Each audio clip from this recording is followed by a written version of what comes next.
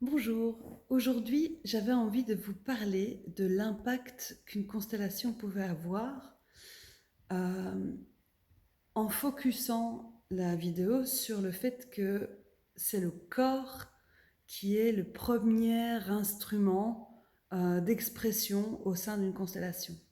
Je m'appelle Nancy Darding, je suis constellatrice pour collectif et de projet. Je forme en constellation. D'ailleurs, le 13 novembre, il y a à 20h20 un webinaire gratuit qui va pouvoir vous permettre de pouvoir poser toutes vos questions, de vivre une mini-constellation, d'avoir le témoignage d'une personne qui vient de clôturer et de pouvoir en parler en direct. Et à la fin du webinaire, il y a un petit cadeau. Euh, pour cette vidéo, j'avais envie de parler de l'importance du corps, des perceptions, de la proprioception à l'intérieur des constellations. Et pourquoi est-ce que c'est important? Parce que quand on prend conscience depuis le corps des choses qui sont importantes pour le système, alors on va beaucoup plus vite. On perçoit les choses d'une manière beaucoup plus rapide. Par exemple, en constellation familiale, les traumas, une fois qu'on les connecte et qu'on transforme la blessure depuis le corps, alors on dépasse beaucoup plus facilement. Les deuils, c'est pareil. Quand on vit un choc d'une séparation, quand on sort du déni, si on fait un corps à corps avec son émotion, euh, on arrive à la traverser plus facilement.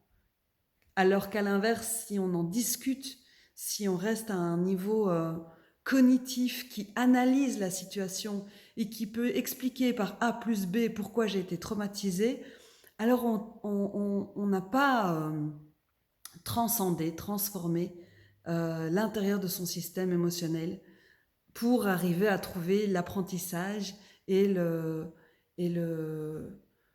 cadeau derrière l'épreuve. Et c'est pareil dans les collectifs. Donc, par exemple, j'ai accompagné dernièrement un collectif pour raconter son histoire. Et à travers le corps, il y avait plein de choses qui sont arrivées. Par exemple, l'idée de départ qui se recroqueville. C'est donc une personne qui représente l'idée de départ. Et quand cette idée de départ se recroqueville, mais qu'est-ce qui se passe pour elle dans son corps? Et comment ça arrive au collectif qui est assis à côté de moi, qui observe la situation, qui observe la constellation, de voir que l'idée de départ, elle est plus dans un espace de rayonnement.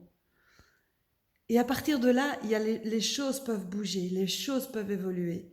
Et quand on est représentant depuis peu de temps et qu'on est pris dans une constellation, on est étonné de voir toutes les perceptions qu'on peut avoir qui n'ont rien à voir avec ce qu'on s'était imaginé. Et c'est pour ça qu'il y a cette phrase magique qui vient de ma formatrice en constellation, Catherine Devernick, qui dit « Est-ce que c'est OK pour toi d'accueillir des choses auxquelles tu n'aurais pas pensé ?»